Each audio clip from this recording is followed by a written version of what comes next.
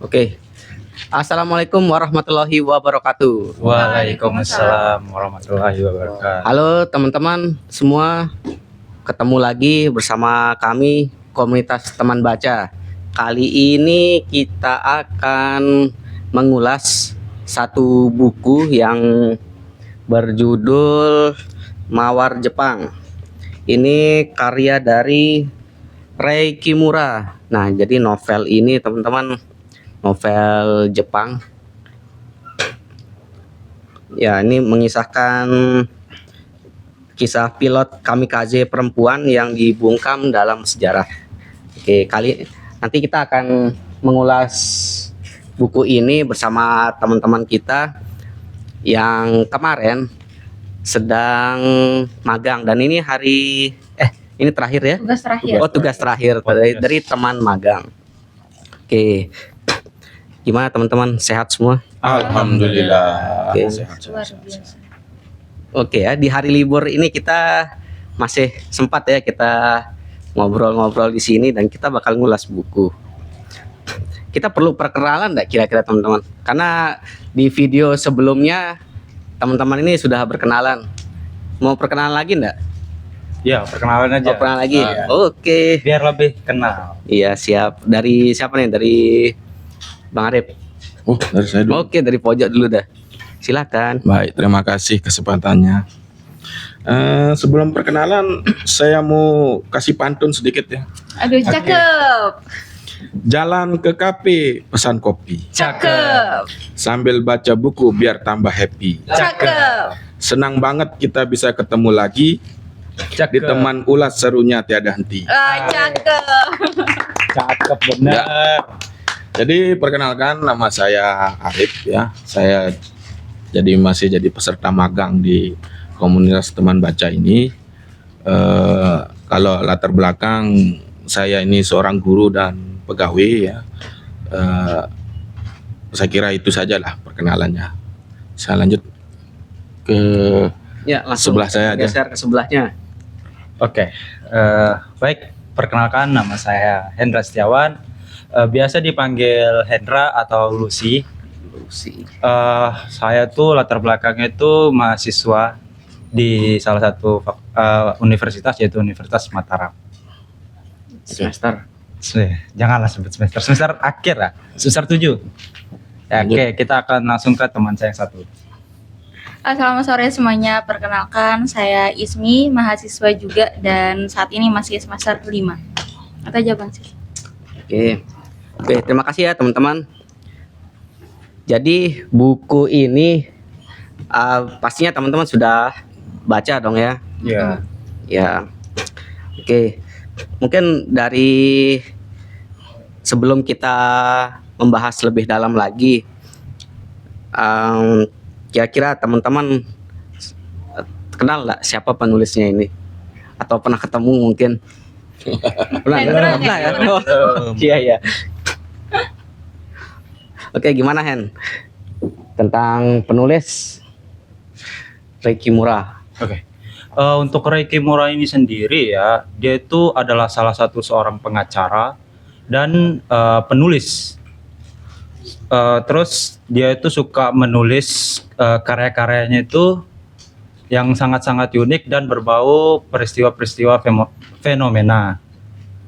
Terus di salah satu karyanya, seperti karyanya ini Mawar Jepang, kisah pilot kamikaze perempuan yang dibungkam dalam sejarah. Di sini salah satunya itu perempuan Jepang atau salah satu perempuan yang ingin menjadi pilot, tapi dia itu kena bungkam karena kamikaze itu dikhususkan untuk laki-laki pada saat Perang Dunia Kedua.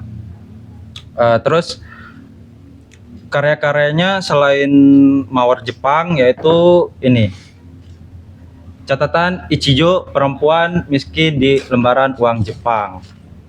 Oh ya, kita tuh minim untuk informasi dari Rei Kimura ini. Fun fact-nya, dia itu salah satu selain pengacara dan suka nulis buku, Rei Kimura ini jurnalis terkemuka Dia tuh kerja di freelance salah satu instansi yang ada di Australian News Resident.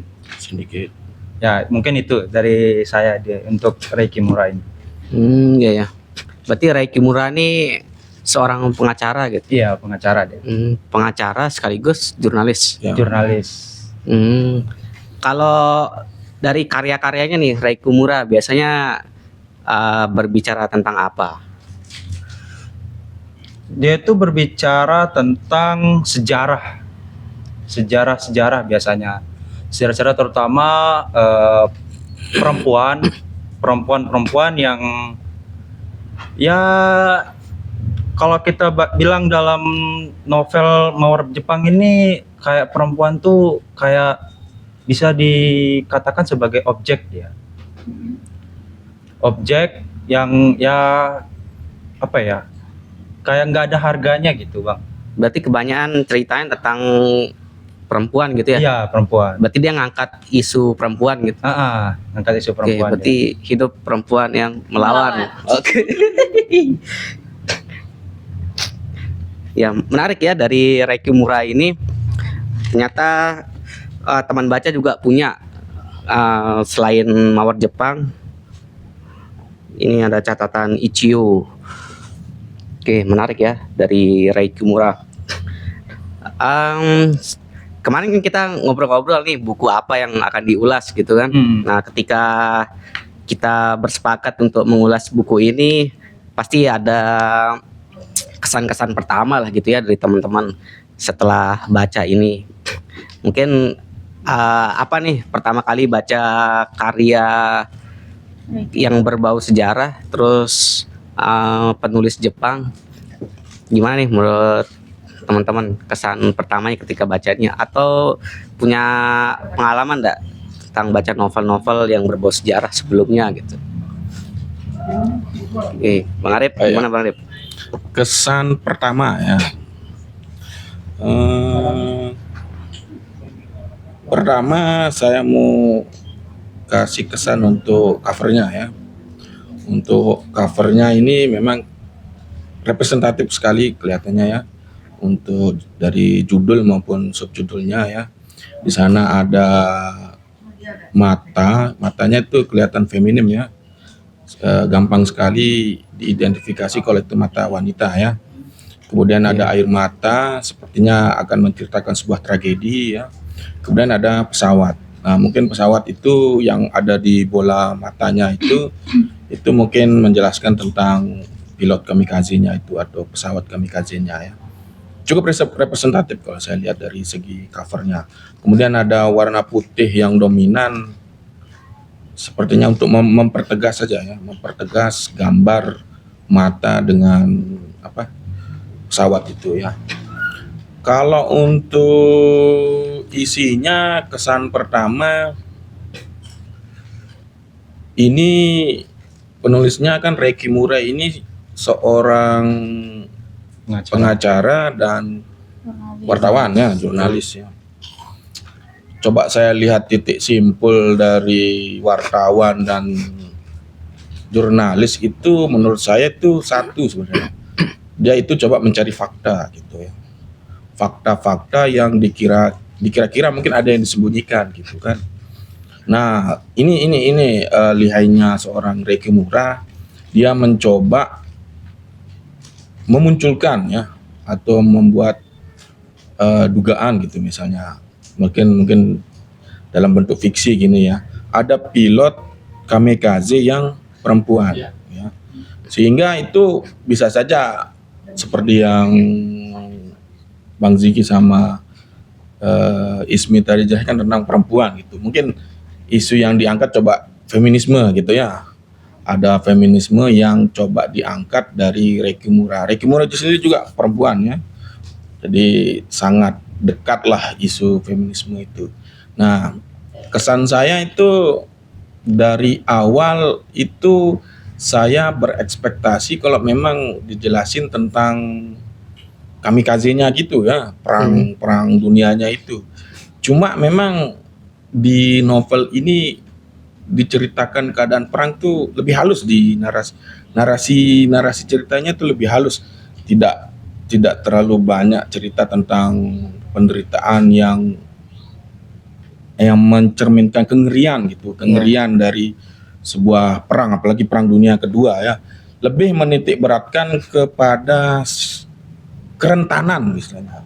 Kalau bahasa Inggrisnya vulnerable kerentanan, kerapuhan dari seorang perempuan yang menjadi tokoh utama di novel ini, yaitu Sayuri Miyamoto. Bagaimana kerapuhan seorang Sayuri Miyamoto dalam menghadapi salah satunya ya perang tadi dan juga realita hidup yang harus dia hadapi. Itu kesan saya itu, saya melihat di sini dia mencoba menampilkan kerentanan dari seorang perempuan gitu, yang coba diberikan oleh Reiko Mura kepada pembaca. Saya kira itu saja dari saya. Iya. Kalau dari Hendra gimana kesan pertamanya nih? Kalau Bang Arif tadi kan lihat dari covernya gitu. Kalau dari saya sendiri ya, untuk novel ini kesan pertama saya karena dia itu berbau perang dunia, dan saya itu orangnya lumayan suka ya cerita-cerita tentang perang-perang dunia gitu. Jadi novel ini sangat menarik karena seperti Bang Arif tadi bilang kan, dia itu dia itu kayak kesan-kesan perempuan lah. Seperti tadi yang saya bilang juga kan, novel ini berbunyi salah satunya itu perempuan tuh kayak dijadikan objek gitu. Ya mungkin itu sih kalau saya. Berarti memang Reiki Mura ini semua karyanya tuh pasti cerita tentang perempuan gitu. Iya, kebanyakan Selalu ya. Dan Kebanyakan. kayak tadi katanya Bang Arif, ya karena latar belakangnya dia jurnalis, dia mencari fakta-fakta yang belum terungkap atau apa gitu ya. Iya. Oke, menarik sih novel ini berarti. Kalau dari Ismi gimana? Kalau saya sebenarnya karena hasil keputusan kita mengulas buku novel yang berjudul Mawar Jepang, Kisah Pilot Kamikaze Perempuan yang Dibungkam dalam Sejarah. Jadinya yang saya highlight itu adalah kata perempuan. Karena saya rasa masih isu-isu tentang keperempuanan di sekitar kita itu masih belum menemukan titik temu. Titik temu dalam artian sebuah keadilan. Jadinya itu yang membuat saya kayak tertarik juga nih bahas isu perempuan dalam sebuah novel, apalagi yang berlatar belakang Perang Dunia Kedua, yang latar belakang peristiwanya itu ada di Jepang, yang dimana seperti yang Bang Arif, Hendra, Bang Ziki juga sampaikan bahwa masa Jepang pada waktu itu perempuan benar-benar didiskriminasikan. Dia dibataskan pada peran domestik saja, yaitu hanya sebagai supporter orang yang mensupport, apalagi tentara-tentara yang memang benar-benar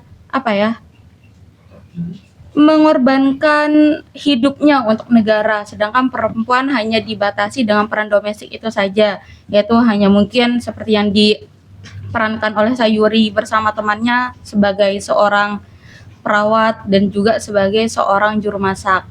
Itu aja sih, karena yang saya highlight itu adalah perempuan dan relatable juga sama kita tentang isu-isu perempuan yang ada di sekitar. Iya juga ya, maksudnya novel yang satuannya juga iya, ada perempuan miskin yang perempuan miskin di lembar uang Jepang. Orang pertama, perempuan pertama malah. Iya ya. Berarti khasnya ya dari Reiko Mura itu memang ngangkat isu perempuan. Oke, menarik sih, dengan balut dibungkus dengan sejarah dan fakta-fakta gitu ya. Oke, menarik sih.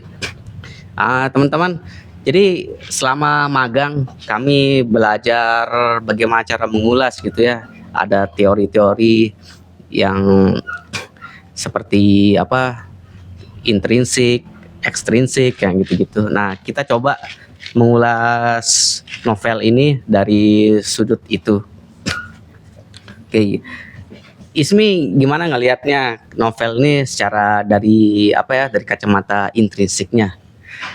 Gimana, Is?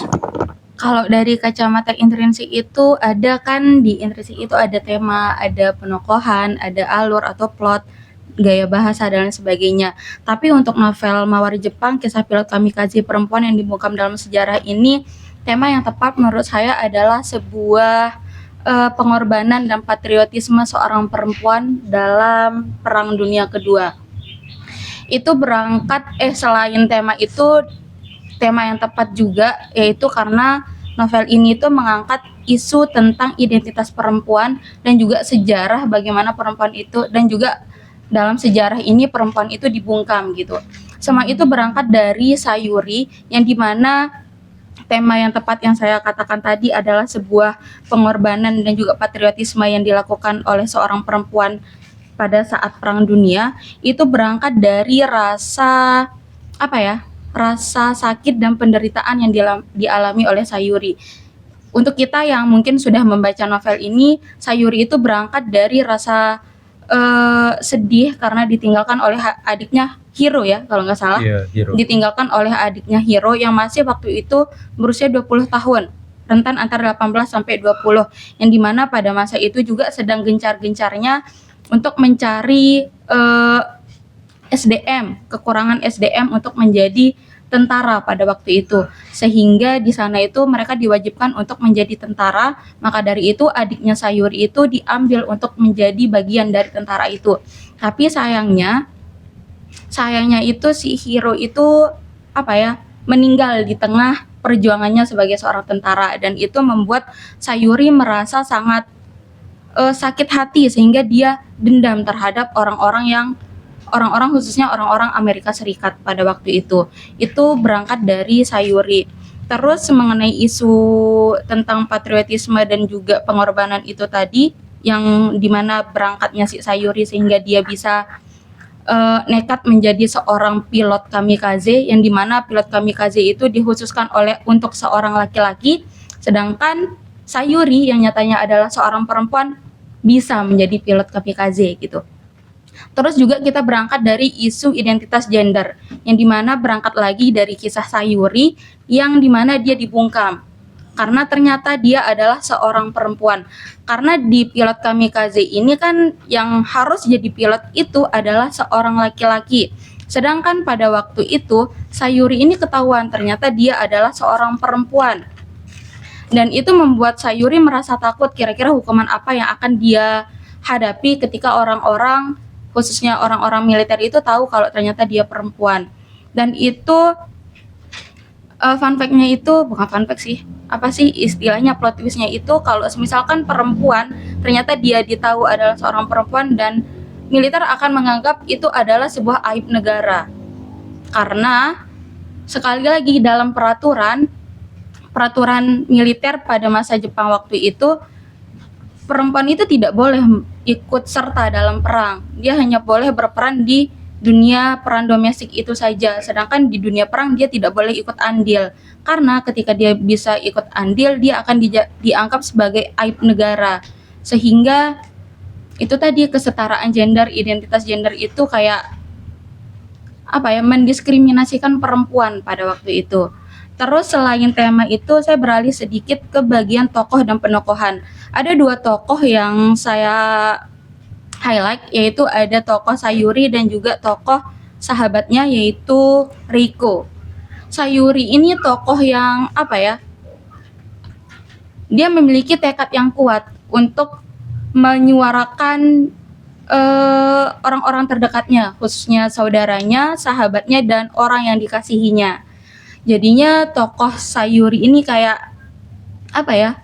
penokohannya di novel ini kayak gimana ya, bisa digambarkan dia kayak tokoh-tokoh yang benar-benar memiliki jiwa yang kuat untuk menyuarakan rasa, untuk mewakili atau mungkin menyuarakan apa yang perempuan-perempuan lain tidak bisa lakukan terhadap keluarga-keluarganya yang, atau mungkin sahabatnya yang menjadi korban dari peperangan Perang Dunia II itu. Terus mengenai Reiko, penokohan atau watak Reiko ini kayak malah bisa dibilang lebih kuat dari si Sayuri. Karena Reiko di sini benar-benar berani, dia sosok perempuan yang sangat tegas di sini, sampai mungkin nanti plot twist-nya nanti Bang Arif yang sampaikan masalah Reiko. Intinya dia sosok perempuan yang sangat, dia intinya berbanding terbalik wataknya dengan Sayuri, dan keteguhan dan kekuatan dari Reiko itu berbanding terbalik juga dari Sayuri, karena Reiko ini adalah sosok perempuan yang sangat cinta terhadap Yukio ya namanya. Ya. Yukio, sehingga dia merasa mati rasa ketika ditinggalkan oleh Yukio, dan dia melakukan hal-hal yang di luar nalar pada masa moralitas Jepang pada waktu itu. Itu aja sih Bang yang bisa saya sampaikan. Oh, sedikit mengenai kebahasaan. Bahasa atau narasi yang digunakan di novel ini, kayak pas saya baca pertama kali itu kayak ngalir aja gitu. Kayak dia kaya dalam artian tidak terlalu banyak pengulangan kosakata, tidak terlalu banyak pengulangan kalimat, sehingga kayak wah kaya banget gitu rasanya ketika saya baca novel ini gitu. Jadinya dengan kekayaannya itu membuat saya ngalir aja buat ngebaca. Jadinya kayak los aja gitu ngikutin alur. Dia ceritanya maju mundur atau Maju mundur. Karena kan ini kisah dari seorang sejarawan, si Mayumi ya. Ini tuh sejarawan yang diminta oleh seorang jurnalis untuk mencari sebuah kebenaran kan. Ini di alur majunya. Maju ya namanya. Pas dia pas wawancara di alur maju. Ketika itu dia mencari Sayuri sampai akhirnya bertemu, dan Sayuri menceritakan masa lalunya. Jadinya alurnya itu maju mundur. Seperti itu. Itu aja Bang. dari sisi intrinsik tadi ya. Iya. Kalau tokoh selain dua orang tadi itu ada lagi enggak? Ada ibunya, bapaknya, adiknya, saudara, ada kakaknya juga enggak sih? Atau enggak? Enggak ada. ya? Dari adiknya. Adiknya, temennya, kekasih temannya, kekasihnya dia. Itu deh. Berarti kalau dari penokohan ini seperti Sayuri itu dari awal cerita sampai akhir dia selalu terlibat gitu ya. Iya, dia selalu terlibat.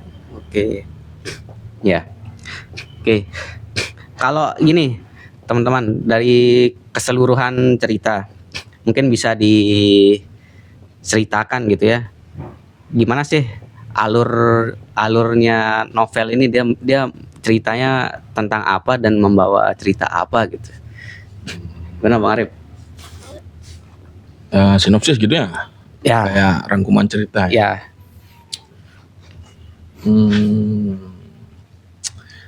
Jadi kalau dari awal kita baca, kita itu sudah masuk ke dunia masa kini di novelnya ya. Di sana itu ada seorang sejarawan muda namanya Mayumi ya. Kebetulan Mayumi itu mencari seorang perempuan, nenek-nenek sih kalau di masa kininya, nenek-nenek itu, karena dia alur mundur ketemu dengan produser dari NHK ya. Dia membuat kayak film dokumenter gitu ya, film dokumenter. Nah, si produser ini dia kayak menemukan sebuah fakta bahwa ada yang janggal di cerita kami camp pelatihan kamikaze itu kan. Ada cerita yang janggal. Di sana ada dua nama yang mencurigakan gitu.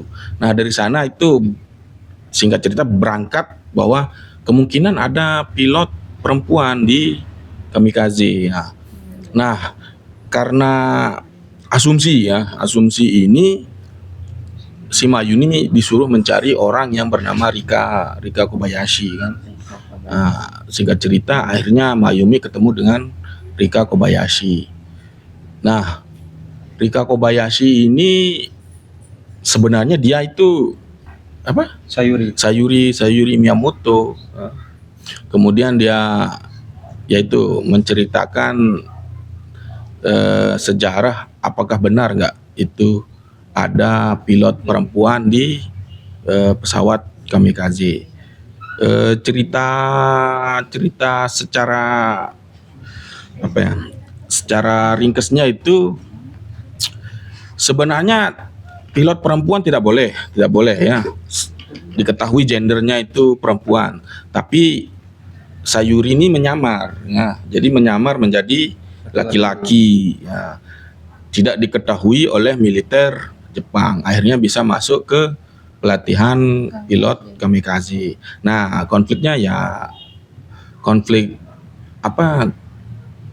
Motif kenapa Sayuri ini mau jadi pilot kamikaze kayaknya sudah diceritakan sama Ismi tadi, karena yaitu kehilangan keluarga, teman, ya, sahabat gitu ya, sehingga rasa balas dendam yang ada pada diri seorang Sayuri, sehingga itu juga yang semakin membuat dia ingin menjadi seorang pilot kamikaze. Selain jadi pilot kamikaze, dia juga punya motif yang lain, yaitu ingin berkorban untuk negaranya, ya. Karena waktu itu saat Perang Dunia Kedua. Cuma yang boleh, kembali udah diceritakan sama Ismi tadi, yang boleh pergi perang itu cuma laki-laki, sedangkan perempuan itu cuma jadi supporter, ya, cuma jadi pendukung saja. Misalnya jadi perawat, misalnya menjadi juru masak. Nah, itulah yang membuat Sayuri masuk menjadi pilot kamikaze. Saya kira plot utamanya itu, ya. Berarti novel ini berangkat dari kejanggalan gitu ya? Ya, kejanggalan. Jadi ada seorang sejarawan yang melihat data camp itu. Bukan sejarawan, produser. Dari produser ya? Manggil sejarawan. Oke, berarti ya kayak tadi ya, maksudnya khasnya Rei Kimura itu berarti dia mengawali itu dengan membongkar atau menguak fakta gitu, mencari tahu hal itu gitu, menawarkan fakta yang lain gitu, fakta yang lain, kemudian coba, ya itu khasnya seorang jurnalis kan, ya, investigatif. Investigasi. Jadi menginvestigasi, menyelidiki apakah benar nggak itu. Nah, itu yang dituangkan oleh Rei Kimura di novel Mawar Jepang ini. Nah, cuma yang bertugas di tokohnya itu kan Mayumi, seorang sejarawan.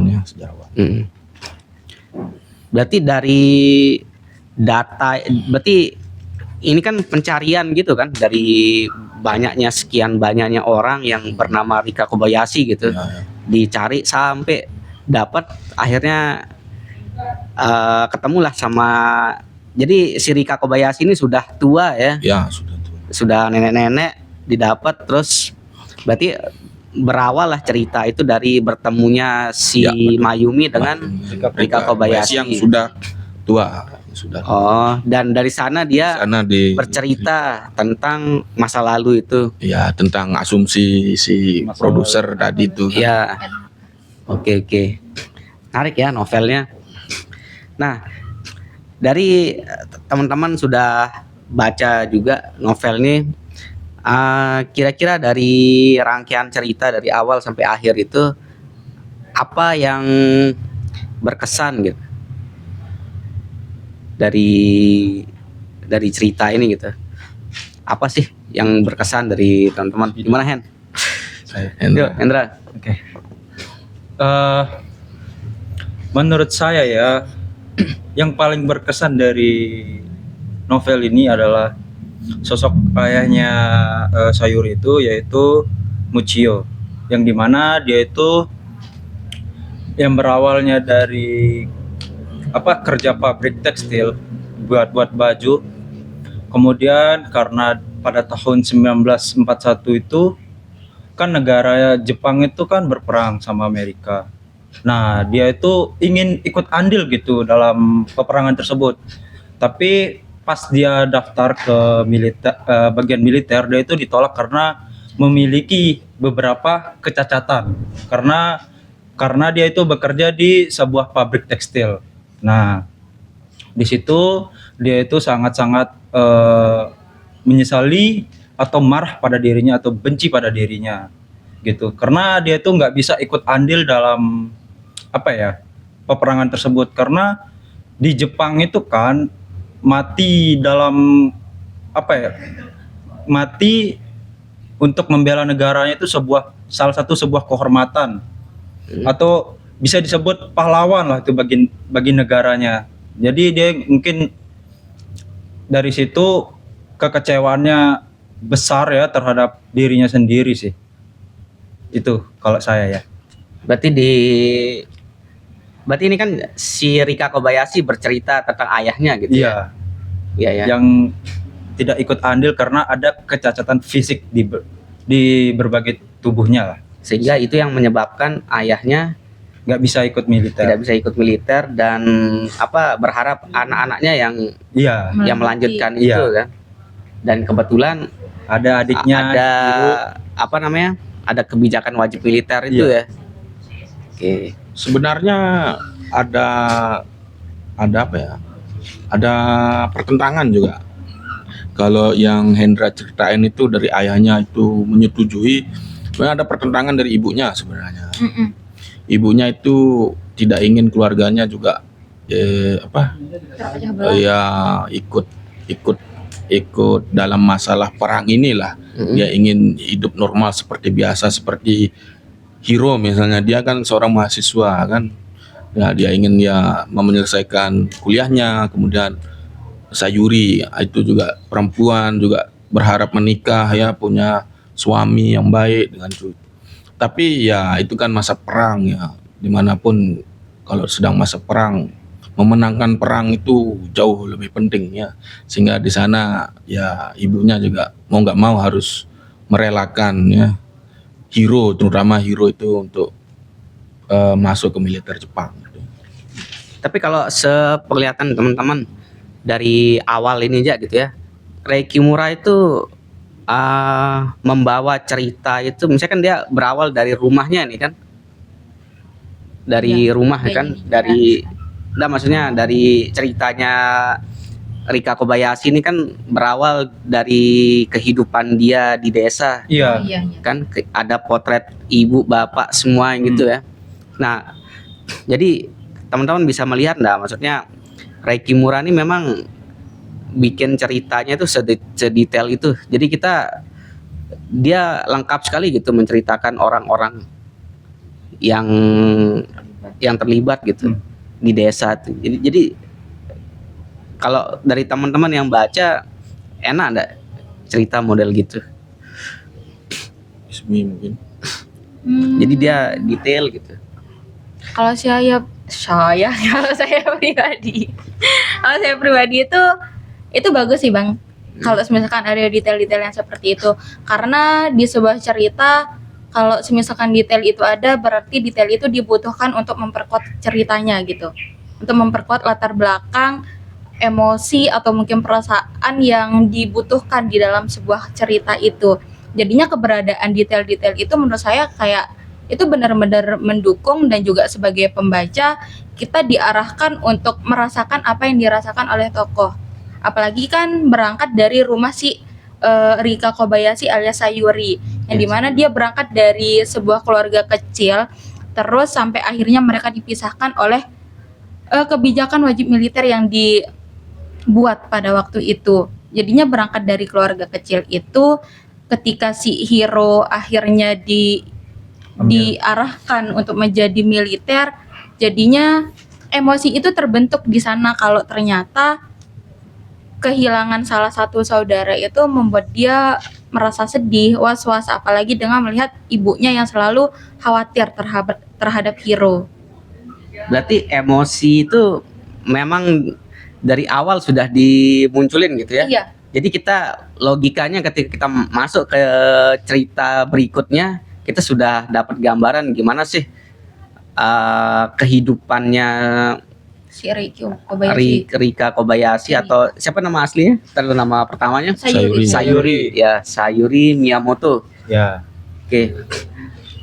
Berarti jadi ketika kita masuk ke cerita selanjutnya, kita sudah dapat feel pertama gitu Emosinya. kan, kenapa dia bisa sampai begini kan gitu. Oke. Berarti menarik ya caranya dia bercerita. Maksudnya dari Rei Kimura nih menyajikan itu. Oke.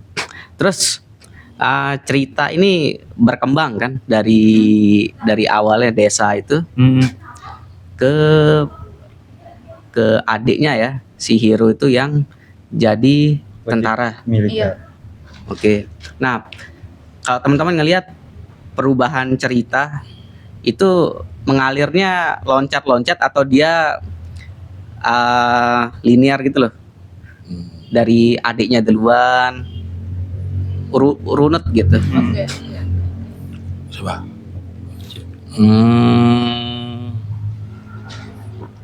Pertama sih dari Sayurinya sendiri sebenarnya berangkat awal konflik ceritanya sih berangkat dari Sayurinya sendiri. Jadi Sayuri ada cerita di saat Sayuri sama Reiko ketemu kan. Reiko cerita kalau dia sudah tunangan. Dia Reiko nih siapa dulu bang? Temannya. temannya kan saya bilang temannya Sayuri kan. Jadi Sahabatnya di desa, Di desa. masih di desa itu, masih di Matsumoto, nama tempatnya itu di Matsumoto. Matsumoto.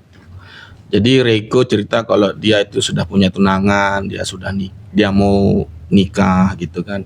Terus tapi Yukio nama tunangannya ya, Iya, Yukio. itu sudah masuk ke militer. Nah, ditanyalah Reiko ke Sayuri, kalau kamu gimana gitu. Mungkin nada agak kurang serius, dia bilang saya mau masuk ke angkatan udara gitu, jadi pilot pesawat. Karena dia sering lihat pesawat tempur itu Mondar-mandir. mondar-mandir terbang rendah gitu di bawah di Desa itu. di atas rumahnya. Jadi ada ketertarikan murni lah gitu, ketertarikan murni kalau dia itu suka sama pesawat. Cuma ya direspon sama Reiko itu nggak mungkin gitu kan. Yeah. Kamu kan perempuan lagi. Nah itu kan kembali siapa Reiko Mura menyuarakan tentang feminismenya tadi kan, bahwa perempuan itu nggak bisa masuk tentara waktu itu kan. Nah itu murni memang datang dari si Sayurinya sendiri. Cuma kan bagus dikembangkan cerita kan, seperti tadi ayahnya menggebu-gebu pengen jadi tentara tapi gagal. Kemudian dia punya rasa ingin Patriot. ke kaisarnya Di situ. ingin menunjukkan rasa hormatnya sama kaisar. Makanya dia memberikan Hiro untuk ikut walaupun ada pertentangan dari istrinya. Sayuri mau, tapi ya itu tadi kan, karena dari perempuan marah ayahnya, kamu itu di rumah aja gitu kan. Tapi lagi-lagi ya maksudnya si ibunya yang bertentangan gitu. Ya ada. Selalu perempuan yang bertentangan gitu ya. Itu Apa maksudnya? mengalir terus. Bertentangan. Ya kan Hiro terus di sahabatnya juga dia ingin bertemu dengan Yukio kan. Terus ketika Hiro sudah masuk tentara, Sayuri punya niatan ingin ketemu Hiro. Jadi linear memang Dibangun gitu ya. bagus di alur penceritaannya. Kemudian ketika Reiko meninggal, tunangannya meninggal. Jadi racing konfliknya itu menaik gitu ya. Cuma ya itu Sempet turun. itu sih kalau pribadi saya sendiri ketika ada momen ya memang turun itu ya, Berarti konfliknya dari awal memang sudah dibangun gitu ya, sudah naik terus sudah gitu ya. naik, gitu. Cuma pas di tengah berubah Terjun bebas. jadi cerita romansa gitu Oke. kan, cerita romansa ketemu dengan Takushi itu yang jadi pacarnya. Cuma ya kayaknya Reiki Mura ingin menunjukkan sisi ya perempuan ya kayak gini, memang dia bagaimanapun dia sekerasnya dia Memainkan logika. ya itu balas dendamnya tinggi gitu kan, rasa tekadnya sudah dipropaganda, tapi ketika ketemu sama orang yang dia sukai Lulus juga. jadinya irasional juga gitu kan. Berarti emosinya itu awalnya kan patriotis gitu Iya, betul. Tek. Nah, ketika ada momen-momen Iya. dimana yang itu manusiawi juga gitu Ya itu ingin ditunjukkan sama Reiki Mura. Oke. Perempuan Di sana- yang begini ya, Ya. dimanapun ya perempuan ya kayak gini. Jadi emosinya di sana agak turun. Agak turun gitu ya? Atau gimana tuh? Semakin meningkat kah atau gimana? Intensitasnya yang kayak lebih ke perang gitu, turun ke romansa gitu, lebih ke romansanya dia dengan Takushi gitu. Itu mungkin intensitasnya agak diturunin. Teman-teman ngelihat perubahan itu gimana ketika maksudnya si Rei Kimura mulai masuk ke cerita romansa gitu, Ya, ya. transisinya itu Ya, ada transisi. gimana pandangan teman-teman tentang transisi? Gimana perubahan transisinya itu gitu? Ya. Kalau masalah perubahan transisinya itu sempat kita bicarain kemarin, itu kayak terlalu diburu-burukan oleh Rei Kimura. Karena pada saat itu kan si Sayuri ini masih menyamar sebagai seorang laki-laki, sampai akhirnya ketika saya baca kayak langsung tek gitu, dia ketahuan kalau dia itu adalah seorang perempuan sama si Takushi. Kayak kita nggak, maksudnya itu mungkin buat dapet feel kagetnya itu dapat, benar-benar dapat, tapi kayak kita nggak dikasih clue sama sekali bahwa ternyata si Sayuri ini bakal ketahuan sama Takushi. Jadinya kayak gitu. Itu yang pertama kalau masalah romansa. Tapi kalau kembali lagi ke belakang, pertanyaannya Bang Ziki ke Bang yang dijawab sama Bang Arif itu, ada juga bagian yang menurut saya Rei Kimura itu terlalu terburu-buru. Terburu-buru itu di bagian ketika Hiro mati. Ya. Waktu itu apa ya? Kalau nggak salah diceritain itu akhirnya si Hiro itu diberangkatkan ke Singapura. Ke Singapura kan? Kalau nggak salah, ke Singapura, dan dikabarkan bahwa Hiro itu mati tenggelam. Tapi mati tenggelamnya itu kayak apa ya? Kurang dramatis. Kurang dramatis digambarkan ketika dia tenggelam gitu loh, kayak langsung meninggal aja gitu, nggak terlalu dramatis. Dan Sayuri juga nggak begitu kaget diceritain. Iya, nggak nerima aja. Iya, nerima aja, ngalir, terima aja. Padahal yang jadi pemicu utama pertama dia mau ke Tokyo itu adalah adiknya, si iya, Hiro. betul. Kayak gitu, jadinya kurang aja di bagian bagaimana Rei Kimura menggambarkan tragedi Ya. Hiro meninggal, dan ekspresi dari yang kita bilang tadi Sayuri itu kurang gitu. Jadinya kurang dieksplor sama Rei Kimura. Berarti di peralihan-peralihan Ya, ada bolong gitu ya. Ada bolongnya gitu ya. Benar-benar. Iya, iya. Oke, menarik ya.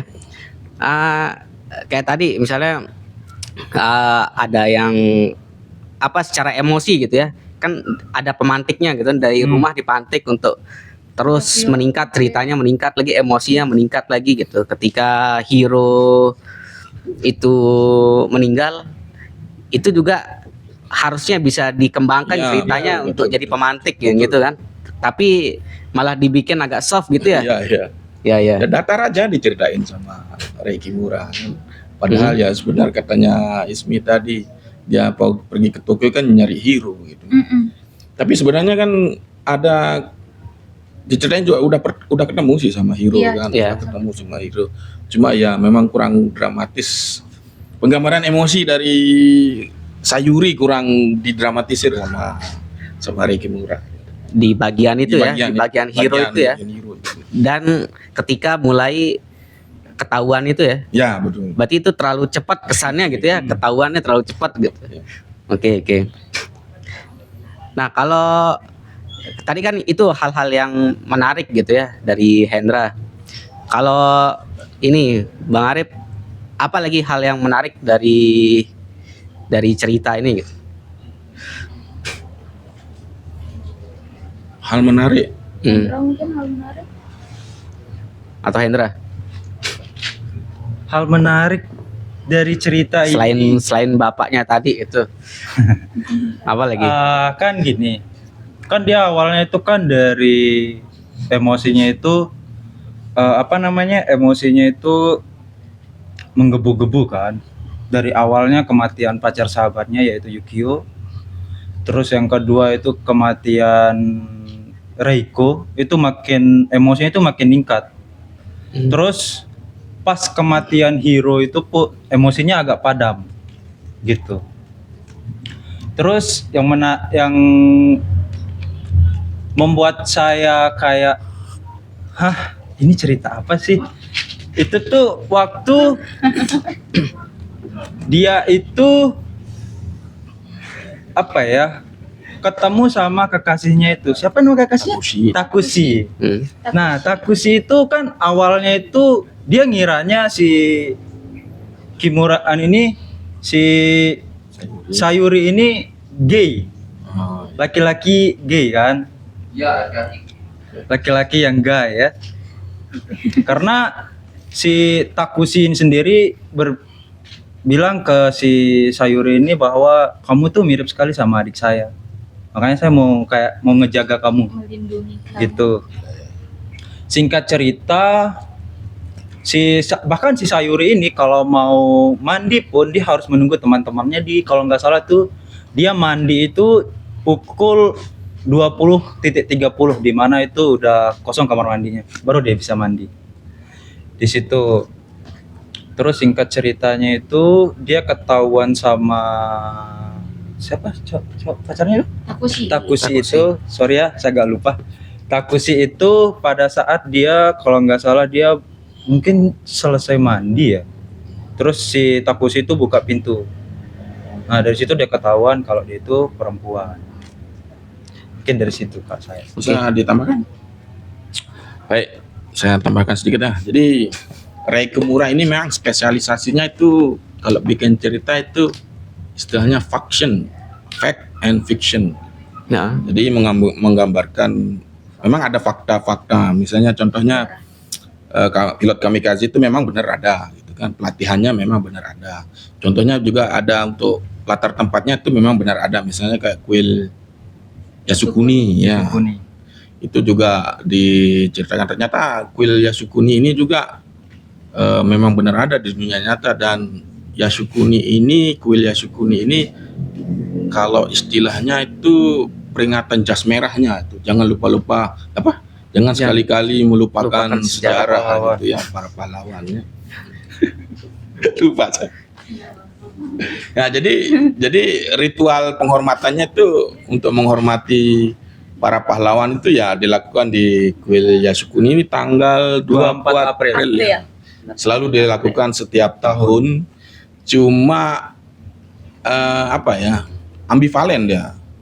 Jadi di satu sisi untuk penghormatan terhadap pahlawan, di satu sisi untuk itu mengingat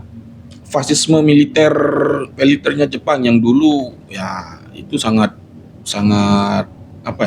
menimbulkan penderitaan bagi rakyat Jepang sendiri sehingga mereka kalah dalam Perang Dunia Kedua itu. Jadi itu Rei Kimura itu sangat lihai ya, sangat pandai dalam membuat cerita dengan fact and fiction ya dicampur ya. Kemudian membuat sebuah cerita yang bisa ya ini kayak ini kan kita mempertanyakan benar nggak gitu, ada nggak itu pilot kamikaze yang perempuan, karena kalau di zaman dulu kan sensor berita itu sensor informasi kan sangat ketat gitu kan. Nah itu tadi sifat Rei Kimura untuk mencoba pengacara dengan jurnalistik, sifat investigatif untuk mencari faktanya itu keluar di di novel ini. Itu ya. tapi menjadi unik Bang Arif ketika cerita, maksudnya secara faktanya gitu ya, sejarah kuil Yasukuni itu memang jadi simbol pahlawan ya. Ya, menghormati Simbol pahlawan. ya untuk menghormati pahlawan-pahlawan di pahlawan perang Ya, di zaman sekaligus itu. mengingat Ya mengingat era jasa-jasa itu militerisme kan. dulu. Dan Rei Kimura malah di sini menggambarkan itu si Rika Kobayashi ini pergi ke kuil itu untuk melakukan berdoa dia. kan dia seolah-olah gini dianya sudah mati gitu. Tapi kan dia masih hidup kan. Iya. Jadi ada apa kira-kira yang mau disampaikan oleh Rei Kimura dari peristiwa itu? Kan fakta sejarahnya kan memang orang-orang menghormati itu kan, menghormati kuil itu untuk mengenang jasa-jasa pahlawan. Tapi di novel ini dia malah sebagai sebagai mengenang kematian dia gitu kan, yang dimana dia perempuan yang Siapa? dibungkam tadi Ya, gitu. siapa? Oke, Ismi, Ismi gimana? atau nanti ditambahkan aja gitu. Oke, mungkin nanti bisa ditambahin sama Bang Hendra ataupun Bang Arif. Kalau saya pribadi, kan tujuan awal kenapa Rika Kobayashi itu ke kuil itu karena dia ingin mengenang kematiannya sendiri. Mungkin kita bertanya-tanya, kenapa mengenang kematiannya sendiri? Karena yang mati adalah namanya dia, Sayuri. Sayuri apa? Miyamoto. Sayuri Miyamoto. Karena pada saat dia dia kan yang memberitahu bahwa dia adalah seorang perempuan. Jadinya waktu itu karena dikira sekali lagi bahwa ketika perempuan ternyata ikut andil dalam peperangan adalah sebuah aib negara, maka waktu itu sistem di kemiliteran kayak mengarahkan Sayuri untuk oke, nama Sayuri kita anggap sudah mati dan kamu keluar dengan nama Rika Kobayashi. Dan itu pada tanggal 24 April itu tadi kan. Itulah makanya sebagai hari di mana Rika alias Sayuri memperingati nama yang sudah mati pada tanggal 24 April itu di kuil Yasukuni. Kayak gitu aja sih yang bisa saya sampaikan. Oke, bisa ditambahin? Bisa, silakan. Jadi tadi Bang Ziki bilang Rika Kobayashi itu kan sudah mati ya. Tapi dia sering datang untuk menghormati kematiannya dia ya. Gitu ya, kira-kira gitu ya. Kan dia masih hidup kan karena dia dimatikan oleh pemerintah. pemerintah ya, maksudnya karena dia perempuan yang itu kan. Jadi dia kesana kan untuk mengenang kematiannya dia. Jadi Simbolik ya. Jadi kan yang namanya pilot kamikaze itu kan kalau melaksanakan tugas ya memang harus mati kan. Kalau dia gagal berarti itu jadi aib untuk negaranya, bukan aib untuk keluarganya. Demi menjaga marwah pilot kamikaze tadi, karena Sayuri Miyamoto kan ini dia nyamar jadi laki-laki terus sudah dilatih jadi pilot kamikaze tapi kan gagal. Ya, gagal. Nah, demi menjaga marwah pilot-pilot yang sebelumnya ada itu, mau nggak mau ya pemerintah Jepang juga harus mematikan identitas Sayuri Miyamoto tadi gitu ya. Jadi saya lihat itu kayaknya penghormatan dia juga untuk pilot-pilot yang sebelumnya meninggal sebelum dia gitu kan. Kalau dia tidak melakukan itu seperti mengkhianati pilot-pilot yang sudah melakukan misi dengan berhasil itu. Saya kira itu yang saya lihat gitu. Berarti penulis maksudnya Rei Kimura ini ada maksud tertentu ya untuk hal itu kan. Oke. Menarik ya ternyata Rei Kimura ini. Oke. Tadi kan teman-teman novel ini kan dia dibalut dengan nuansa sejarah. Nah, kayak tadi misalnya ada fakta-fakta seperti kuil itu. Terus pesawat kamikaze yang memang itu di Perang Dunia Kedua memang pesawat itu ada dan peruntukannya untuk menghancurkan musuh gitu ya. Kapal perang musuh. Ya, kapal perang musuh. Terus fakta-fakta sejarah di situ itu lagi apa lagi yang dibawa sama Rei Kimura selain pesawat terus kuil itu ada lagi enggak? Saya mungkin sedikit. Apa lagi? Kalau saya sedikit ada scene di bagian novel ini yang menceritakan ketika Sayuri itu ketahuan gagal. Kan dia diserahkan kembali ke tentara Jepang waktu itu. Dan proses dia ketika sudah dikembalikan itu menyakitkan gitu. Menyakitkan dalam artian mereka itu kayak didoktrin untuk memiliki pemikiran kalau kamu hidup itu adalah sebuah kesalahan. Secara psikologis dia itu kayak di sana itu digambarkan mereka ada kuliah 5 jam dan kuliah 5 jam itu adalah kuliah penderitaan. Kuliah penderitaan itu kayak mereka seharusnya itu kamu mati, kembalinya kamu itu adalah aib dan sebaik-baiknya itu adalah kamu mati nggak hidup. Itu yang ditanamkan oleh para militer di 5 jam kuliah penderitaan itu terhadap orang-orang yang waktu itu gagal menjalani misi sebagai pilot kamikaze, karena memang pada saat kegagalan itu bukan cuma Sayuri, tetapi ada beberapa pilot-pilot lainnya yang merasakan kegagalan, dan dengan kuliah penderitaan itu mereka kayak secara psikologi mereka itu kayak mau nggak mau dia harus harus berjuang lagi supaya tujuan adanya pilot kamikaze, pesawat kamikaze itu terpenuhi, yaitu kan kita tahu pesawat kamikaze itu diperuntukkan untuk bunuh diri menggunakan pesawat untuk menyerang atau merusak pangkalan musuh waktu itu. Jadinya menurut saya bagian itu menarik, yang perlu di-highlight itu adalah psikisnya para pilot. Oke. Dimana apa sih yang dibentuk di perasaan otak mereka ketika ternyata kenyataannya mereka masih hidup, sedangkan mereka sebenarnya itu harus mati dan benar-benar mati. Bisa ditanggapi? Oke. Jadi ya betul dikatakan oleh Ismi, psikologis pilot kamikaze saat melaksanakan tugas itu memang dia campur aduk dia. Di satu sisi kalau dia berhasil mati akan menjadi pahlawan. Di satu sisi kalau dia gagal itu akan menjadi aib. Di satu sisi atau di sisi yang lainnya dia akan mendapatkan penghormatan. Di satu sisinya dia ada rasa ketakutan gitu kan. Memang ada perasaan campur aduk yang memang itu fakta sepertinya. Fakta yang dirasakan oleh pilot kamikaze yang asing dilakukan. Tapi ya waktu itu memang Perang Dunia Kedua itu posisi Jepang itu memang sedang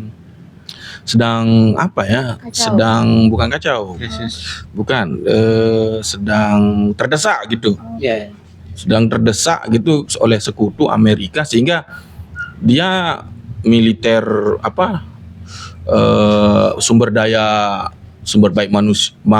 alamnya sudah menipis, terus untuk perusahaan militernya juga sudah acak aduk gitu kan, sehingga dia memunculkan ide yang agak aneh, bukan ide gila untuk membuat pilot kamikaze itu kan, bom manusia. Kalau kamikaze itu kalau diartikan dalam bahasa Indonesia angin dewa gitu. Walaupun di sini angin Tuhan gitu.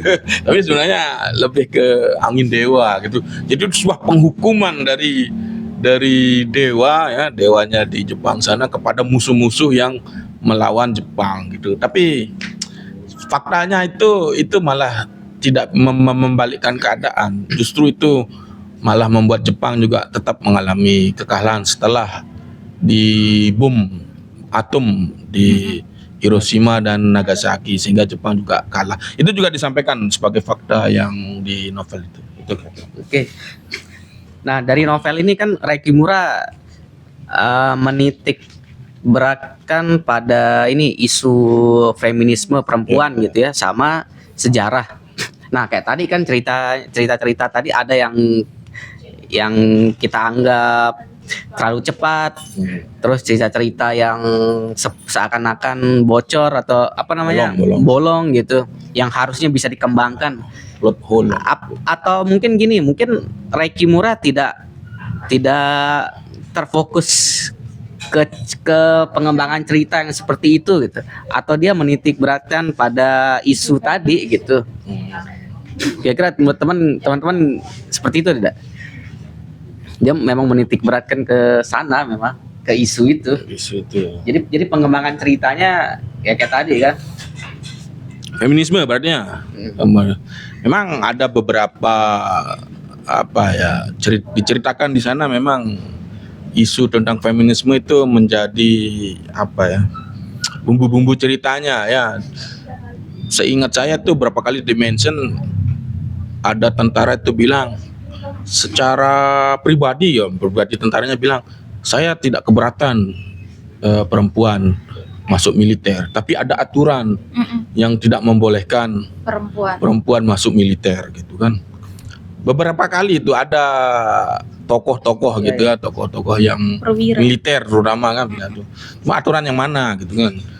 Kita lihat di sini itu ada Bushido misalnya bilang ya, kode etik moral yang dianut oleh samurai yang ada yang di mana di sana menitik beratkan pada laki-laki gitu kan.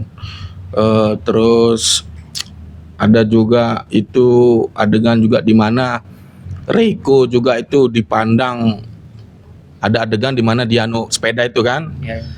dia punya uang untuk membayar sepeda gitu kan, tapi si penjual sepeda itu nggak Mungkin mau. diceritakan dulu apa namanya peristiwa sepeda itu, siapa tahu ada yang maksudnya ceritanya sampai sana tuh gimana ceritanya gitu, supaya nanti teman-teman bisa nggak bingung nih apa di sepeda gitu. Jadi waktu itu kan Reiko sama Sayuri kan mau pergi ke Tokyo untuk nyari hero kan nggak mungkin jalan kaki gitu kan. Salah satu caranya itu dengan pakai sepeda gitu kan.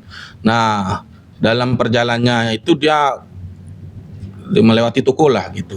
Nah dia mencari toko yang ada sepedanya. Nah, kebetulan ada yang jual sepeda, cuma dia mau beli sepedanya itu pakai perhiasan, si penjual nggak mau, nolak. Dia maunya yang lain. Nah, dia lihat Reiko itu di sini gambaran cantik gitu, apa tubuhnya bagus. Nah dengan tatapan mata aja tuh sudah ketahuan kalau yang dia mau itu si tubuhnya Reiko gitu. Reiko-nya sendiri ya sampai ke cerita ini dia sudah kehilangan apa gairah hidup karena tunangannya meninggal. Dia anggap ini hanya sekedar raga saja, itu kan nggak ada keberhargaan yang ada. Dan Reiko mau ya menukarkan sepedanya itu dengan tubuhnya.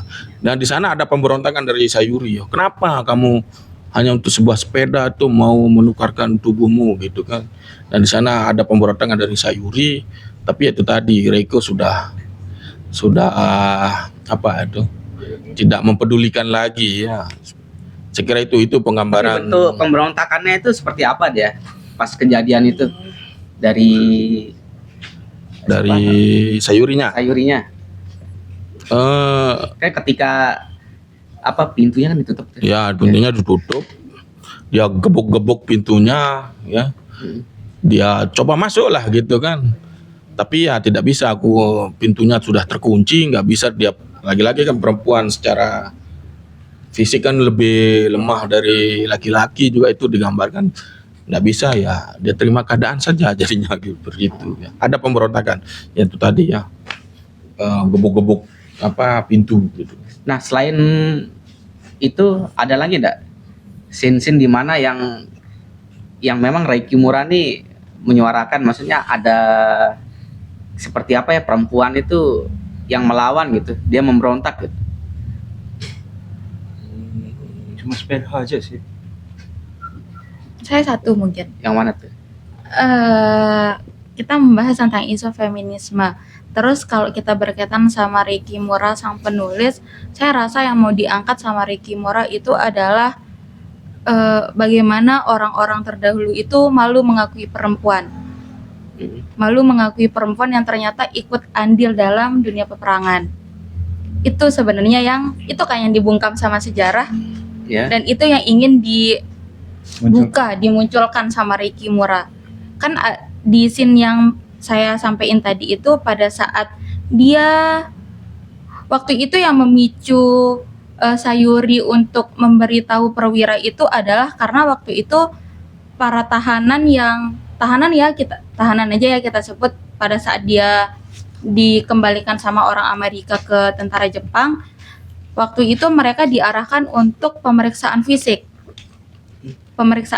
dan ada pergolakan di sana. Sayuri kayak, saya harus gimana nih, dia bilang kayak gitu. Jadinya dia memutuskan untuk memberitahu salah satu perwira pada waktu itu bahwa dia adalah seorang perempuan. Dan dengan itu muncullah sebuah ide untuk membunuh alias mematikan nama Sayuri dan menggantinya dengan nama Rika Kobayashi.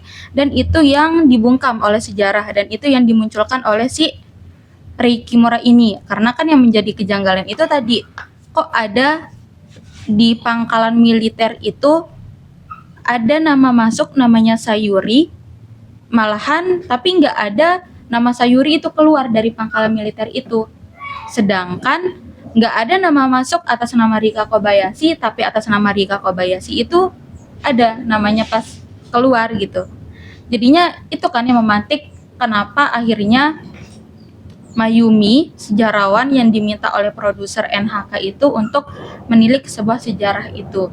Jadinya mengenai pertanyaan Bang Ziki tadi, kayaknya itu deh isu yang ingin diperkuat sama Rei Kimura. Berarti novel ini sepengamatannya teman-teman gitu ya. Memang dia fokusnya ke feminisme atau ke cerita sebenarnya. Kemana sih? Kemana dia arahnya? Fokusnya Gimana, ke Hendra? cerita. Gimana menurutmu? Mana Hendra? Dia kuatnya kemana gitu cerita ini? Kalau menurut saya ya cerita, karena tadi kan di awalnya itu si Rika Kobayasaki ini menceritakan masa lalunya Bang, yang sangat kelam gitu, yang dimana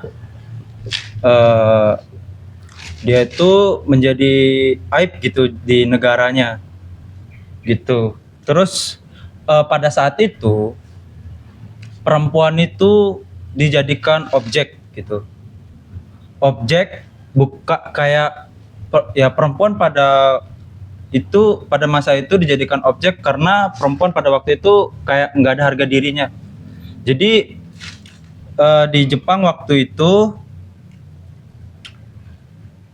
dia itu para militer itu lebih seneng waktu apa ya, gimana ya bahasanya, militer pada waktu itu sebelum meninggal tuh telah mendapatkan surganya dunia gitu, kayak gitu sih kalau menurut saya.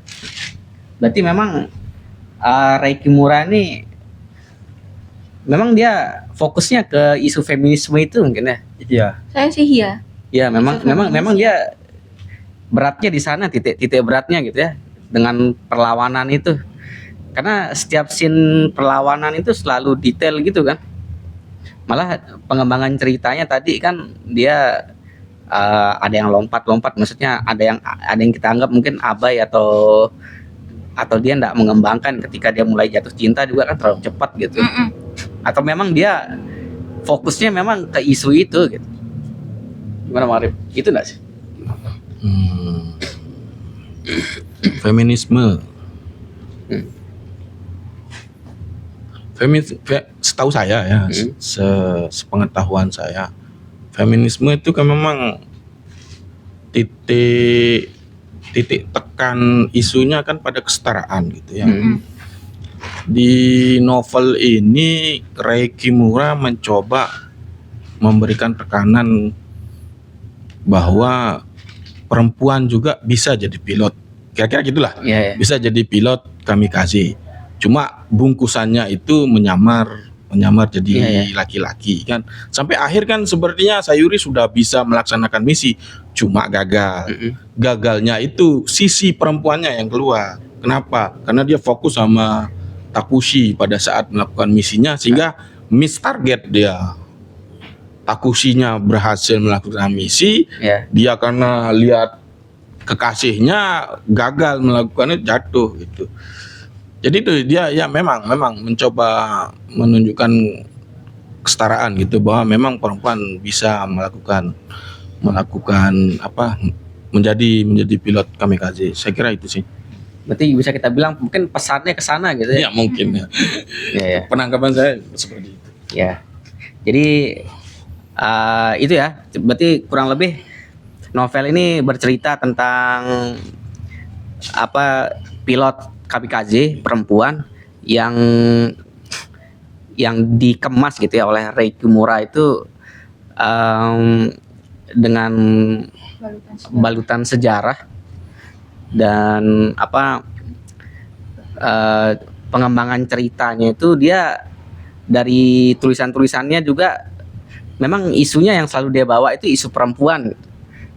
Jadi di sana menarik buat apa namanya, novel ini ternyata menarik gitu ya, dan sepertinya jarang orang baca gitu ya, novel ini. Mungkin itu ya teman-teman ulasan dari kita.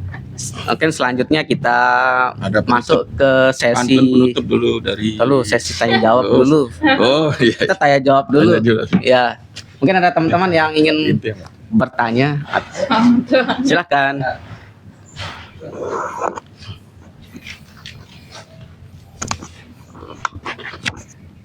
Assalamualaikum, selamat sore teman-teman. Waalaikumsalam warahmatullahi Saya ingin bertanya sebenarnya lebih ke arah pengalaman subjektif teman-teman ketika ikut dalam cerita Rekumura ini yang berjudul Mawar Jepang. Aku lebih ke lifestyle-nya sih. Teman-teman apakah ketika membaca novel ini tuh ada shock culture-nya gitu? Ketika membaca bagaimana kehidupan Jepang di era-era kemerdekaan gitu tuh. Kan kita itu di masa-masa Perang Dunia Kedua kan, mau ke arah kemerdekaan Indonesia wabil khusus.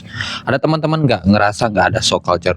Karena saya ikut dalam dunia lifestyle Jepang tuh, saya shock culture gitu. Banyak hal-hal kehidupan orang-orang Jepang tuh yang masih asing di saya gitu. Teman-teman merasakan keasingan itu nggak ketika membaca Mawar Jepang ini dengan barutan lifestyle-nya orang-orang Jepang? Barangkali itu ya. Ya, jadi pertanyaan ini untuk 3 orang. Apakah? Bang J. Oke, terima kasih. Ini ulasan yang sangat menarik ya. Saya menangkap beberapa hal yang dengan jernih kalian jelaskan gitu. Tadi Ismi sudah dengan sangat detail, intrinsik, ekstrinsiknya itu bagus banget gitu. Teman-teman juga mengetengahkan persoalan isu-isu seperti feminisme, buktinya apa gitu. Mungkin pertanyaanku lebih di seputar penulis dan bukunya gitu ya. Jadi bukan ke isinya gitu ya. Ini kan seperti yang dibilang Om Siki, nampaknya ini penulis yang tidak banyak dibaca kali ya gitu. Cuman memang ini perlu pembuktian sih, tapi asumsi ini lahir dari nampaknya dibanding penulis yang lain seperti Haruki Murakami yang banyak dibincangkan, atau Bochan, atau apa namanya yang Toto-chan yang banyak dibicarakan orang sampai difilmkan. Ini barangkali memang terkenal, tapi nampaknya tidak banyak memang dibicarakan gitu. Nah, itu pertanyaannya justru berangkat dari situ. Itu kenapa ya? Terus kedua, mungkin teman-teman juga punya pengalaman membaca karya-karya Jepang yang lain kali ya. Entah dalam bentuk novel atau apa segala macam. Nah, posisinya Reikumura ini di dalam kepenulisan novel-novel Jepang atau karya-karya Jepang itu dia di mana ya? Misalnya dia sebetulnya kalau kita kaitkan dengan penulis-penulis Jepang yang lain, dia berada di mana posisinya gitu. Kan kita punya banyak ya yang setahu saya ya, saya baca sedikit tentang sejarah penulis-penulis Jepang. Ada yang gaya tradisional misalnya ya, yang sangat puitik gitu ya, khas-khas Jepang zaman dulu, kemudian masuk ke era yang melompat, mungkin misalnya ke era Murakami yang sedikit lebih modern gitu. Nah, kembali misalnya Rekumura itu pertama kenapa dia nampak seperti tidak banyak dibaca gitu ya, dan kedua posisinya dia di antara penulis-penulis Jepang yang lain, kalian pernah gali nggak sih gitu, dia di mana posisinya gitu. Itu aja sih, terima kasih. Buat dulu ya.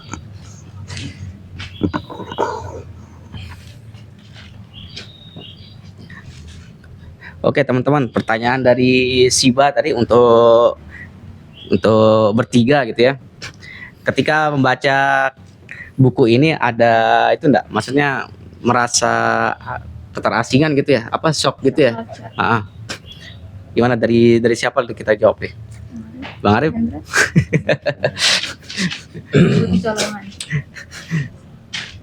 Shock culture ada berarti budaya yang baru kita temuin gitu ya maksudnya. Mungkin bagi saya ya, mungkin saya nggak terlalu banyak baca karya novel Jepang, cuma komik Jepang sering baca gitu. Cuma mungkin yang shock culture di sini itu seks sebelum nikah memang sudah kayaknya lazim banget gitu ya di novel-novel Jepang ya. Di sini juga tadi di sini juga ada buktinya ya, ketika Reiko sama Yukio itu kan baru tunangan belum nikah. Sebelum Yukio pergi militer sudah berhubungan intim terlebih dahulu ya. Saya kira itu sih yang bikin saya shock. Makanya saya itu di komik gitu, makanya kalau mencoba masuk ke cerita yang agak begitu memang banyak hambatannya gitu ya. Mungkin karena belum menerima shocknya itu bagi masyarakat. Itu sih dari saya ya. Hubungan sebelum nikah resmi itu ya. Oh, Hendra? Kalau dari saya ya, yang buat saya shock itu ya seperti tadi yang saya bilang itu kayak perempuan pada masa itu kayak nggak ada harga dirinya. Jadi saya juga setuju sama Bang Arif, soalnya di para tentara-tentara Jepang itu pernah ngobrol ke Sayuri sama Reiko, dia bilang kalau nggak salah waktu itu, daripada kalian memberikan saya kain sutra ini, lebih baik kalian tuh memberikan saya tubuh kalian gitu. Nah itu udah saking dimana perempuan tuh kayak nggak punya harga diri pada waktu itu.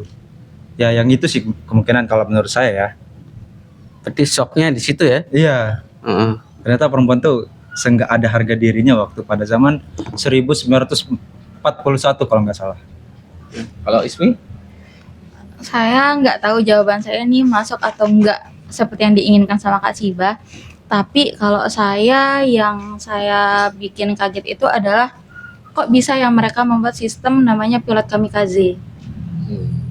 Kayak kenapa gitu ada sistem peperangan yang kayak gitu, yang benar-benar tidak memanusiakan manusia. Lebih ke sana sih. Karena kan tujuan adanya pilot kamikaze itu atau pesawat kamikaze itu adalah mereka melakukan serangan bunuh diri menggunakan pesawat. Lebih ke itu sih yang buat saya kaget. Karena kalau masalah perempuan yang disebutkan sama Bang Arif atau Hendra tadi nggak terlalu bikin saya shock gitu. Karena sekarang kalau bisa dihubungkan dengan keadaan sekarang udah banyak yang kayak gitu. Soalnya pertanyaan tadi culture. Iya sih budaya. memang. Tapi nggak terlalu Shock culture ya. nggak terlalu buat saya kaget sih yang itu. Makanya saya bilang kayaknya ini jawaban yang nggak masuk deh. Tapi itu sih kalau saya. Berarti shock di kebijakannya gitu ya? Iya. Itu kan kamikaze itu kan kebijakan berarti kan? Iya. Oke. Lanjut ke pertanyaan kedua ya. Pertanyaan kedua dari Bang Ded tadi, menurut teman-teman posisinya Rei Kimura itu sebagai penulis Jepang di mana gitu? Mungkin kan karena karyanya memang agak jarang ya, maksudnya enggak sepopuler kayak Murakami gitu. Keigo Higashino. Ya mungkin seperti tadi kan kayak yang kita sudah ulas tadi, pengembangan ceritanya tadi itu kan. Jadi dia seperti apa? Jadi posisinya di mana sebenarnya? Gimana Bang Arif? Maksudnya posisi ini gimana? Coba sekali lagi. Maksudnya penulis Jepang kan ada banyak tuh. Iya. Dari Kimura dia gimana sih posisinya, dia seorang penulis yang gimana gitu. Ya, ciri khas. Iya. Khasnya dia Ciri gitu. khas. Ya ciri khasnya Ciri khasnya. itu kan yang Kadang kan ini. ada sebutkan cerita bahwa dia juga ngumpul sama grup penulis yang ini kayak gitu. Oh nggak ada Bang, karena kita tuh susah nyari informasi tentang beliau. Itu Bahkan- ya. Ya. Bahkan sekilas dia lahirnya pun kita udah cari di Google tuh nggak ketemu, nggak ada. Karena mungkin saking tertutupnya ya identitas beliau. Mungkin itu sih kalau dari saya ya. Ya. Yang- Padahal kan ya walaupun jarang dibicarakan, kalau kita cari informasinya bukunya itu sudah sampai 7 bahasa kan. Ya. Oh ya, Ya, ya. kalau di catatan bukunya memang ya sampai bahasa Polandia atau apa itu. Cuma ya itu tadi, kalau kita cari di internet memang minim ya informasinya. Itu pun informasi yang di internet itu Sama informasi kayak yang gitu. ada di buku gitu. Berarti itu sudah jadi fakta benar tersendiri gitu. Ya memang jarang seperti yang katanya Bang Ziki jarang dibaca. Bahkan di Wikipedia nggak ada juga. Nggak ada. Nggak ada. sudah kita kulik gitu. Ya. Itu perempuan kan ya? Iya, Ya, perempuan. Malahan kalau kita cari di Google tuh nama Rei Kimura ini yang muncul tuh pesepak bola wanita asal Jepang. Oke, oke, oke. Jadi harus spesifikasi kalau kita mau cari Rei Kimura ini. Jadi kayak kita tulis tuh judulnya baru penulisnya itu Rei Kimura baru dia kelihatan. Itu pun dalam bahasa Inggris. Misalnya kayak di Goodreads itu ada informasi. Itu sih. Berarti kalau dari gayanya ini kelas apa namanya? Ya kalau kalian punya referensi misalnya ya saya nggak tahu kalian baca sastra Jepang yang lain nggak sih? Kalau pernah barangkali mungkin bisa di Sastra ini lebih identik dengan novel atau gimana Mas? Komik saja. bisa juga. Kalau Bang Arif kan komik gitu kan ya. Komik. Apa khas yang selalu muncul dari novel atau karya-karya Jepang gitu yang Bang Arif pernah baca atau Komik dengan novel itu bisa dikomparasi gitu. Bisa. Memang ada sih Samurai X misalnya Rurouni Kenshin namanya. Itu kan menceritakan tentang seorang samurai tapi pedangnya itu pedang mata terbalik gitu. Itu juga fiction gitu, fakta dengan fiksi gitu, dicampur gitu. Nah itu tadi memberikan pertanyaan lagi ke publik, benar ada nggak samurai dengan pedang mata terbalik terus dia nggak mau membunuh orang gitu. Setahu saya itu yang ada komik yang mirip, saya lihat mirip nih, menggabungkan antara fiction dengan fiksi dengan fakta gitu. Itu sih. tapi kalau dari saya sih sedikit kalau selama baca karya-karya Jepang itu mungkin dia kadang-kadang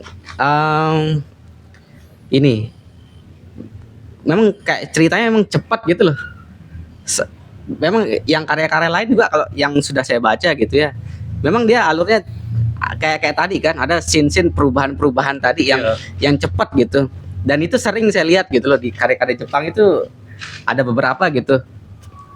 Mungkin itu mungkin apa itu khasnya gitu. Tuh. Kalau dari Ismi gimana?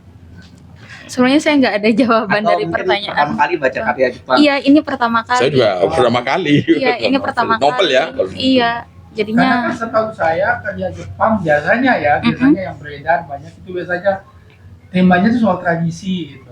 Tapi ini kan soal peperangan. Iya. Iya. Yang piranti-pirantinya itu modern banget gitu, pesawat sama gitu. Sementara kan tadi samurai Ya, itu kan dulu tradisi. tradisi. Pak. saya nggak punya jawaban, Bang Ded. Tapi kalau dari saya iya memang ada khas-khas dari tulisan-tulisan Jepang itu ya gitu dari sisi budaya. Selalu ada sisi budaya di sana. Misalnya kayak di Nah, di sini Mawar Jepang ini dia sisi budayanya kayak tadi dia menceritakan musim-musim itu.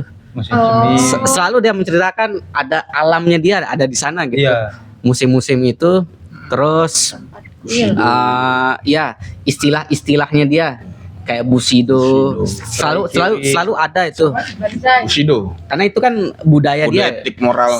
Pokoknya selalu ada Di Samurai cerita juga, budaya Rurouni dia Kenshin. di karya-karyanya itu Jepang. Iya. Terus kalau di karya-karya lain di sini juga dia detail kadang-kadang ngomongin suasana rumah. Dia sering gitu suasana rumah tradisi. yang posisi tata letak gitu, ada meja ada kayak gitu. Sering sekali gitu. Dia menceritakan, dia selalu mengangkat budaya dia gitu. Itu khasnya sih dari novel-novel Jepang. Aku nanya, nggak apa-apa ya. Nggak apa-apa bang. Pertama kalian bilang bahwa kamikaze itu memang harus mati, Iya. bunuh diri. Di sini ada nggak ya tadi nggak tahu miss apa kelewat. Itu kan kita setidaknya buatku mengingatkan pada tradisi Jepang yang Harakiri. Seppuku sebenarnya. Seppuku. seppuku itu ada nggak disinggung di situ atau enggak sama sekali? Maksudku kan Tradisi kita sama, sepupunya. ya, Tradisi sepupunya. tradisi bunuh diri. Oh. Apakah itu juga terinspirasi dari tradisi itu Iya. atau enggak sama sekali? Siapa nih? Sudah. Sudah aja Bang Arif. Seppuku atau harakiri itu kan lahir dari kode etik moral Bushido itu sendiri kan. Oh, Nah, itu yang dipakai oleh militer Jepang untuk mempropaganda rakyatnya gitu. Nah, satu titik tekan di kode etik Bushido itu adalah mati itu sebuah penghormatan. Jadi mati itu penghormatan itu nilainya lebih berat daripada gagal mati itu sendiri. Jadi kalau dia gagal, makanya diceritakan di sana kalau dia gagal melakukan misi itu lebih buruk dari kematian gitu. Itu sudah titik tekan dari kode etik Bushido itu. Makanya kalau di tradisinya itu ada seppuku kan, bunuh diri. Tapi di sini Tapi kalau di novel ini ada nggak secara terang mengatakan bahwa nilai kamikaze yang bunuh diri itu ngambil dari tradisi? ada. Iya. Secara eksplisit ya? Iya, eksplisit. Ada. Iya. Nah, Ya, memang kan berarti karya-karya Jepang itu dia Masih tetap ke Selalu tradisi. bawa budaya dan tradisi dia gitu.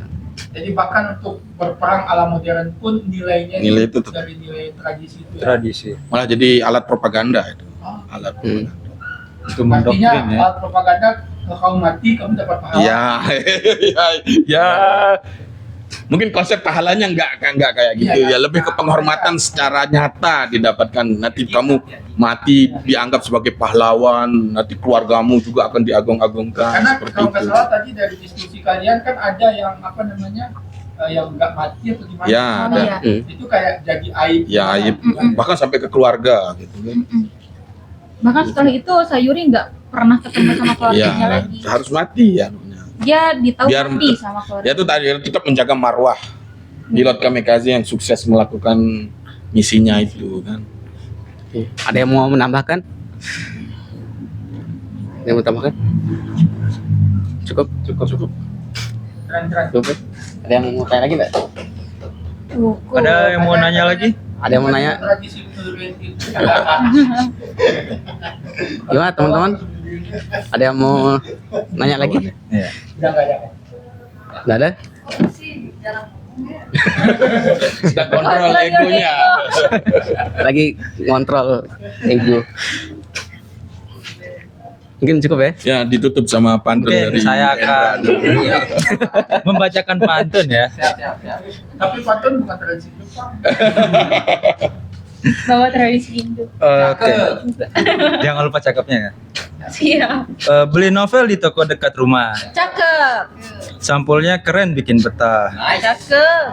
Terima kasih sudah hadir dengan ramah. Teman-teman ulas pamit, sampai jumpa lagi ya. Oke, kalau gitu saya tutup ya secara karena saya yang buka kan.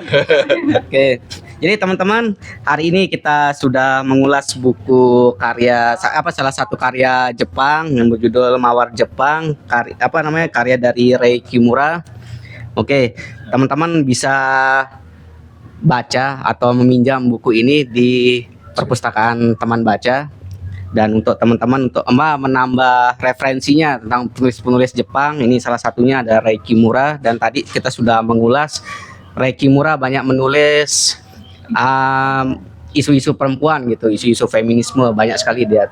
Hampir semua karyanya menceritakan tentang isu-isu perempuan. Mungkin itu aja. Sekian dari kami. Assalamualaikum warahmatullahi wabarakatuh. Waalaikumsalam.